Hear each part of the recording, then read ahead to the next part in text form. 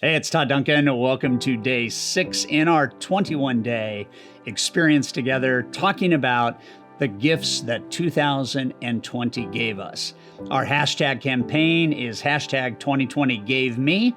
I would like to encourage you to share a story of victory, a story of triumph, a story of challenge and adversity that you got through. Just tag us in that campaign. Let's start a movement around the gifts that 2020 gave us.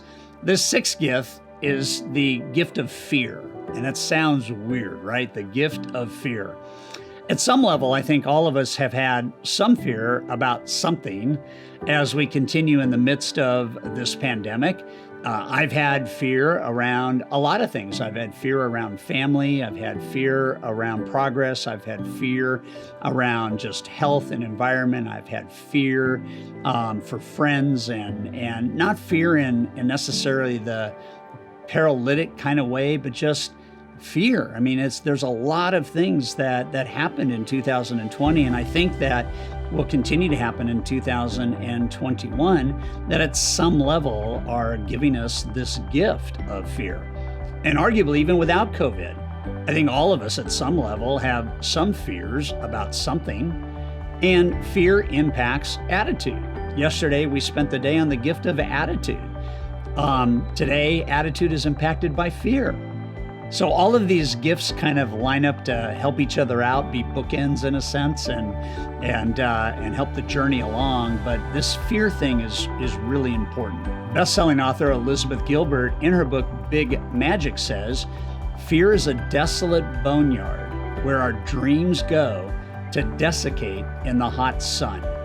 Boy, talk about wanting to figure out how not to have fear. Fear is the desolate boneyard where our dreams go to desiccate in the hot sun. Wow. So here's the truth. Fear drains us of emotional and intellectual vitality. COVID presented a lot of uncertainties, and with that, fear. But you know what? We're always going to have to face fear. Fear is the opposite of no fear. I know that sounds like obvious, but if there were no such thing as not having fear, there'd be no such thing as having fear. Fear's real. And the only time you can escape fear is if you're not growing. That state of apathy will not manifest fear necessarily, but it will also be void of any sense of joy and feeling accomplished. If you have no fear, at some level, you're stuck. I'm stuck. And the only way to get unstuck is to embrace fear and see it as a healthy opportunity to maybe change your perspective and move through fear with more confidence and purpose. Fear is a trap. If you don't have confidence in doing something, then you are afraid. That's normal, kind of. So welcome to the club. However, you can change one thing about fear that will change everything for you. You can change the conversation and you can reframe your thinking. I tell people fear is just a word, like any other word.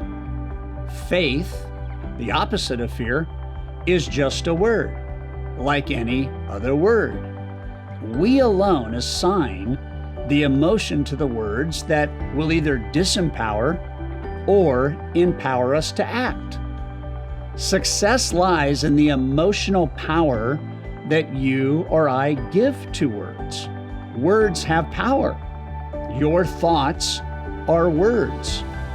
Your prayers, your internal conversation and ideas and discussions and movies you play in your head with words can be either fearful or reassuring.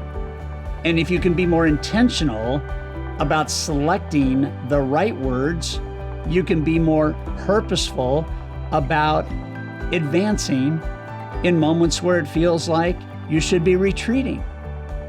So what if you changed the conversation in your own brain? I mean, what if you chose to assign a different emotion to a word? I'll give you a simple example that happened to me last year. I was in Australia and I was about ready to speak to 4,000 real estate agents in a couple of days.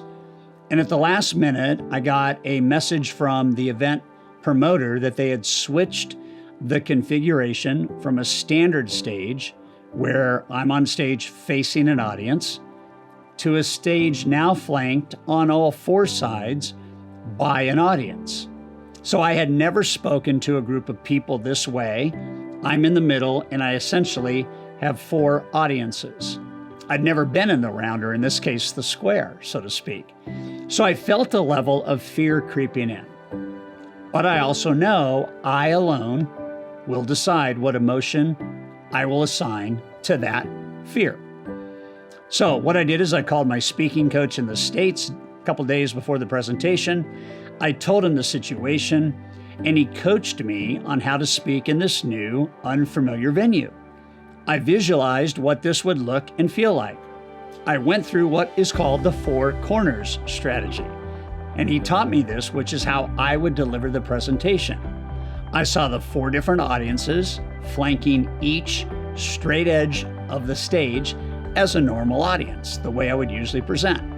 And by the time I'd gone through all of this, my fear was actually transformed into faith. All I had to do was follow the 4 corners strategy and go to this part, and then go to this part, go back to this part, go over here, and each time face that audience, which would be 1/4 of the total audience, because I had 4 little mini audiences. But I had faith. I could do this, right? I just had to isolate and focus in on the audience I would be speaking to in those moments before I went to the next audience. Faith is confidence that your action's going to work. Faith trumps fear. We must feed our faith, and we must starve our fears. Traditionally, the acrostic for fear is false expectations appearing real. Each of these 4 words having the first letter spell fear. What if we played around with this to move from fear to faith? What if instead we thought about a positive association? Same word fear, but now the letters stand for face everything and rise. Did you feel that way getting through some of the tough times last year? Have you already felt some of that getting through times this year? Same word, different emotion. Or what if we really got our arms around this, and how about the same word fear, and now it is feeling excited and ready? Same word, different emotion. By the time I got introduced to those 4,000 real estate agents, I was feeling excited and ready and had one of the best speeches of my life ever. Fear must become the catalyst for action. There is no victory, however, without fear. If there were no fear, we'd all be pathetically happy, perfect, boring, void of great stories of overcoming the odds and achieving victory. Fear must come along for the ride as you pursue your best version of you. It's just part of the deal. So what's the secret to managing fear? It's to get moving, to do it now, to do it afraid. I remember a conversation I had with Les Brown, one of the greatest motivators of all time, still is. He said the key to success is to leap and grow your wings on the way down. Profound. We waste precious lifeblood making up stories of the things that could go wrong, the fears that always start to dissipate when we just take a step. And what we think about and what we fear rarely comes to fruition. In fact, I would argue doing it afraid is better than not doing it at all. I remember a conversation with Laura Clock. You probably don't know Laura unless you're a motorcycle bagger. She has a world record-setting bagger history, fastest land speed ever recorded in this class at the Bonneville Salt Flats. And she said about when she starts down the track, I do it afraid. There are no records if you're not a little or a lot scared. I mean, fear usually shows up in the ratio to the dream and the vision. The bigger, chances are there'll be more fear. Stay with me on this. So here's 2 big lessons. 2 big lessons. Lesson 1, do not give your power away to an event for which the outcome has not yet been determined. Don't go to the future and paint a picture that isn't real before you ever take the action. Salespeople cannot go to a sales call and see it not working out and then be prepared to be excited to take action based on that visual. Don't give your power away to any event for which the outcome has not been determined. And lesson 2, I love this. The less you fight your fear, the less it fights back. Action is the great lesson teacher there is. Every action will always do one of two things: move you forward or teach you a lesson, or both. And therein lies the victory. Here's the question for today. Where are you procrastinating because of fear? And what steps will you take today to move to action?